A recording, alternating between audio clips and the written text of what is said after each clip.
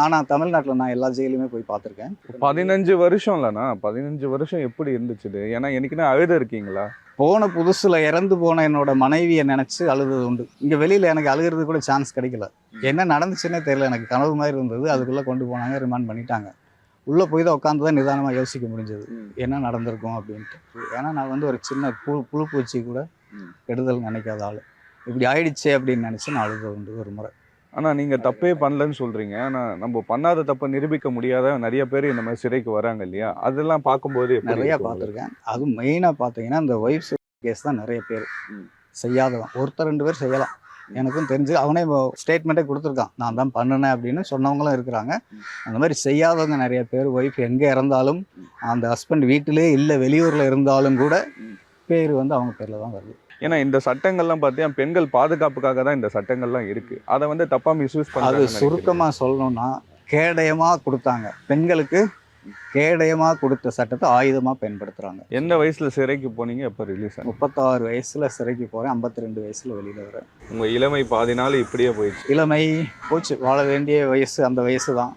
ஆனால் அது எல்லாமே போயிடுச்சு. ரொம்ப நன்றி. நான் நிறைய விஷயங்கள் உங்கள் லைஃப்பில் நடந்த அனுபவங்களை வச்சு நிறைய விஷயங்கள் சொன்னீங்க. இது வந்து மற்றவங்களுக்கு ஒரு பாடமாக இருக்கும். அவங்க லைஃப்பில் இந்த தப்பெல்லாம் பண்ண மாட்டாங்க. எதுவாக இருந்தாலும் பேசினா சரியாயிருந்துன்ற நிறைய விஷயங்கள் சொன்னீங்க. ரொம்ப நன்றிண்ணா. நன்றி.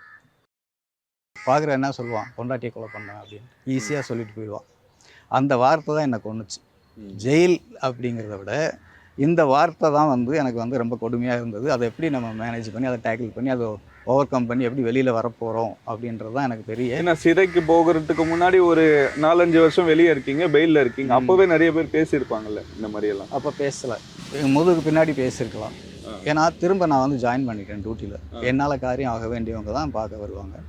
ஸோ அதனால வந்து அவங்க பேசலை. ஒருவேளை நான் டியூட்டியில் இல்லாமல் நான் சும்மா சுற்றிட்டு இருந்தேன்னா நேரடியாக கூட பேச. சிறையில் எப்படி இருந்துச்சுன்னு ஒன்று அக்செப்ட் பண்ணிக்கணும், நமக்கு இது நடந்துருச்சு. இப்போ ஆயுள் தண்டனைன்னு கொடுக்குறாங்கல்லண்ணா, அப்போ நமக்கு எவ்வளோ கஷ்டமாக இருந்தது? கஷ்டம்தான், அது நினச்சி பார்த்தா கஷ்டம்தான். ஆனால் எல்லாரும் மாதிரியும் இல்லை, நான் கொஞ்சம் டிஃப்ரெண்ட்டாக நான் பாசிட்டிவாக தான் யோசிக்கிறேன். நீங்கள் அதை ஏற்றுக்கிட்டீங்களா? ஏற்றுக்கிட்டேன், நான் அக்செப்ட் பண்ணிக்கிட்டேன். இதுதான் கொடுத்துருக்காங்க, நீ சுப்ரீம் கோர்ட்டுன்னு ஒரு சாய்ஸ் நமக்கு இருக்குது. அதுவும் நம்ம கை கொடுக்கல. அது ஆரம்பத்தில் அப்படி தான் இருந்தது. அது இருக்குல்ல, அது வரைக்கும் நம்ம என்ன பண்ணலாம் இப்படியே யோசிச்சுட்டு உட்காந்துருந்தோம் அப்படின்னா ஒன்று மென்டலி டிஸ்டர்ப் ஆகிடுவோம். இல்லைன்னா சிறைக்குள்ளே உங்களுக்கே தெரியும், அங்கே போதை பழக்கத்துக்கு அடிமையாகி இந்த மாதிரி அந்த வேதனைகளை உள்ளே போட்டு அழுத்தி அந்த ப்ரெஷர்னால போதைக்கு அடிமையாகிடுவாங்க. இன்னும் சில பேர் கூட பண்ணியிருக்காங்க நிறையா. அந்த மாதிரி அந்த மாதிரி நடந்திருக்கு, நிறையவே நடந்திருக்கு. அந்த பண்ணிக்கிட்டாங்கன்னா சீரியலை எப்படி பண்ணிக்க முடியும்? அந்த 3 சாய்ஸ் தான் இருக்குது. இப்போ என்னை பொறுத்த வரைக்கும் அது சொந்த ஊரும் கிடையாது. 500 கிலோமீட்டருக்கு அப்பால நான் இங்கே வந்திருக்கேன். நீங்கள் இருக்கும்போது நிறைய பார்த்துருக்கேன். நான் இருந்த அந்த பீரியடில் மட்டும் 12 பேர் எப்படி ஜெயிலுக்குள்ள. இன்னும் நிறைய பேர் இருப்பாங்களே, எப்படி அது நடக்கும்? ஏன்னா 6 மணிக்கு மேலே நைட் டைம் செல்லில் பூட்டிடுறாங்க இல்லையா, செல்லுக்குள்ளே பண்ணியிருக்காங்க, தூக்கு போட்டு கூட எல்லாம் தூங்கும்போது.